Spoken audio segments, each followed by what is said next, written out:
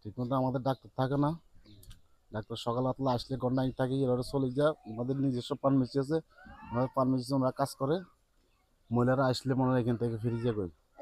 এখানে তো একটা মানে ডাক্তার ছেলে মেয়েদেরকে নিয়ে যে অসুস্থ থাকলে ডাক্তারের কাছে আসতে হয়, তো সবসময় ডাক্তার এখানে থাকে না। আমরা এখন আসছি, এখানে ডাক্তার না, আমরা এখন বাজার দিকে যাইতে আসছি ছেলে মেয়েদেরকে নিয়ে ডাক্তারের কাছে আর কি। তাই এখানে তো এমন ধরুন ভালো ডাক্তার নাই, এটা কোনো আমাদের কাজে আসে না। এই যে সবসময় ডাক্তার থাকে না, সবসময় আমরা আসলে ডাক্তার পাই না, অথবা যে রোগের ওই ওষুধ পাওয়া যায় না, এরকম আর কি। না, এখানে কোনো চিকিৎসা নাই, কোনো ডেলিভারি কোনো চিকিৎসা চলে না। অন্য ডাক্তার নিয়ে চিকিৎসা করি, যদি না পারে তাহলে নোয়াখালী নিয়ে যায়, সন্দীপ নিয়ে যায় আর কি। এখানে ওই অফিসে ডাক্তার নাই, রুগী আছে। এখানে ডাক্তাররা থাকে না। ডাক্তার কখন আসে এটা বলা যায় না। হয়তো কোনো সময় আসে, কোনো সময় আসে না। আসতে হইলে কল করে নিয়ে আসতে হয়। এই পর্যন্ত রুগী টুগি আইরে বিভিন্ন রকমের খাচ্ছে, অন্যদিকে চলে যায়। এখানে অলিডাম থাকে না এরা। এই হলো কাহিনী। এরা ওই বাইরের থেকে লোক নিচে সরকার এবং তাদের দলীয় করণ করছে। এখানে এখন বর্তমানে নতুনভাবে কোনো ডাক্তার হয় নাই। আগেরগুলোতে কাজ এখনো খাইতে আছে, চলতে আছে। আমি মোহাম্মদ আনোয়ার হোসেন মাস্টার সাহেব, উচ্চার ইউনিয়ন ৮ নম্বর ওয়ার্ড। এবং আমাদের স্বাস্থ্যকেন্দ্রের অভিযোগ, ঠিকমতো আমাদের ডাক্তার থাকে না। ডাক্তার সকাল আটলা আসলে ঘন্টায় থাকে, এভাবে চলে যায়। আমাদের নিজস্ব ফার্মেসি আছে, আমাদের ফার্মেসিতে আমরা কাজ করে। মহিলারা আসলে মনে হয় এখান থেকে ফিরে যাবে। আগের সরকার চাকরি আছে মোটামুটি, এইটুকু কাজ তারা করে। আমাদের ইউনিয়ন পরিষদের কোনো কাজ করে না, ওনার বেতন দেয় ওনারা।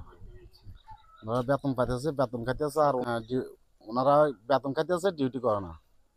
ওইটাই আর কি আমাদের আবেদন আপনাদের কাছে। আমরা একটা ভালো একটা নতুন একটা ডাক্তার চাই।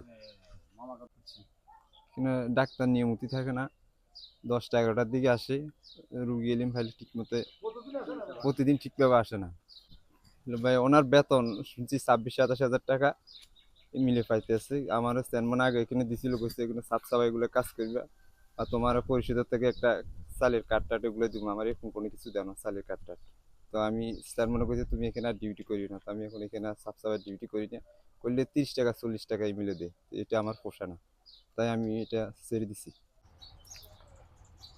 অভিযোগের বিষয় বলতে আমরা তো ডিউটি আসলে আমি যেটি জাস্ট টাইম করি, অনেক সময় হয়তো আমাদের উপজেলাতে যাওয়া হয় মিটিংয়ের কারণে, তারপর ট্রেনিং অথবা ওষুধপত্র আনা যাওয়ার জন্য।